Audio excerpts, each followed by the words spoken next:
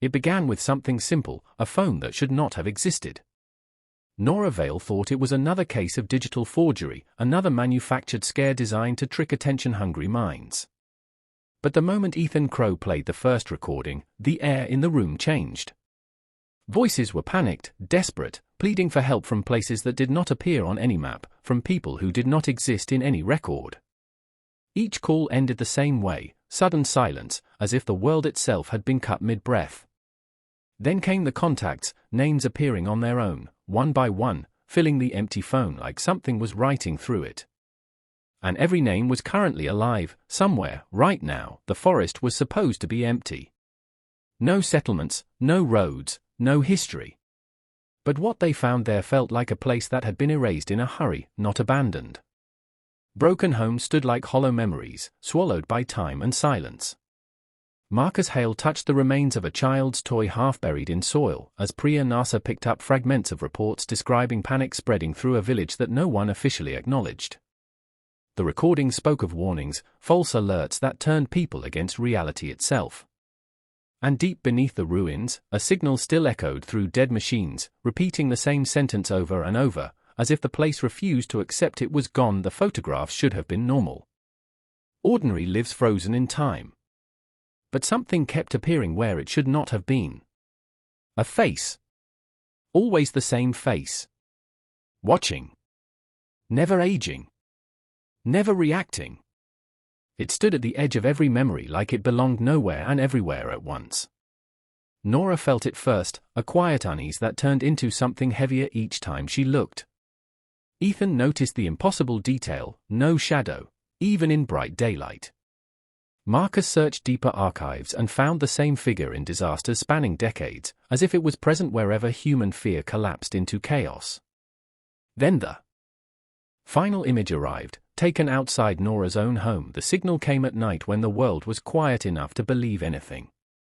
Ethan tracked it through unstable frequencies, signals that should not have survived even a minute, yet returned every night without fail. The broadcast spoke in calm tones, predicting disasters before they happened.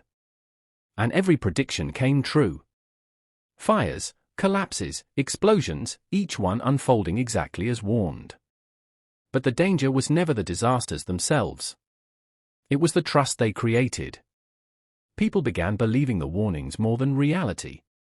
And slowly, the line between truth and manipulation began to dissolve until nobody knew which was which anymore.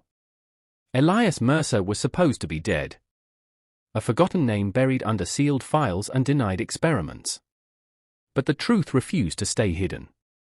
His research was not about technology, it was about behavior, about how fear spreads faster than truth ever could. In his hidden facility, every wall was covered in patterns of human panic, timelines of collapse, maps of belief turning into chaos. And when his message finally played, it was not anger or madness. It was calm understanding. He never needed to control people directly. He only needed to create doubt, and let people destroy their own certainty the system was still alive. Not maintained. Not powered. Alive. Screens lit up without command, showing cities, homes, conversations, real-time fragments of the world being observed and processed. And then it began. False stories spreading faster than corrections. Emergency warnings duplicating themselves across networks. Panic becoming a pattern. Nora's team realized they were not investigating the system anymore. They were inside it. Their names appeared in fabricated reports. Their lives rewritten in real time. And the world began reacting to a version of them that did not exist.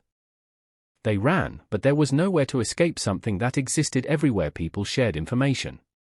Every attempt to prove the truth dissolved before it reached others. Files corrupted. Evidence vanished. Even trust began to break between them as doubt spread quietly like a disease. Outside, people reacted to invisible threats, evacuating streets, abandoning homes, chasing warnings that were never real. Meanwhile, real danger went unnoticed in the background. Nora finally understood the horror was not deception itself, it was how easily the mind chooses what feels believable over what is real. The world did not end with a disaster. It ended with belief. Nora's final report disappeared almost as soon as it appeared, swallowed by systems designed to protect people from uncertainty. And then the phone arrived again. No origin. No explanation. Only a message waiting to be opened. When it played, it did not sound like a stranger. It sounded like her. And the words that followed carried something worse than fear, familiarity. Because the hoax was no longer outside them. It had become part of how they understood reality itself. And once that happens, nothing can be trusted again.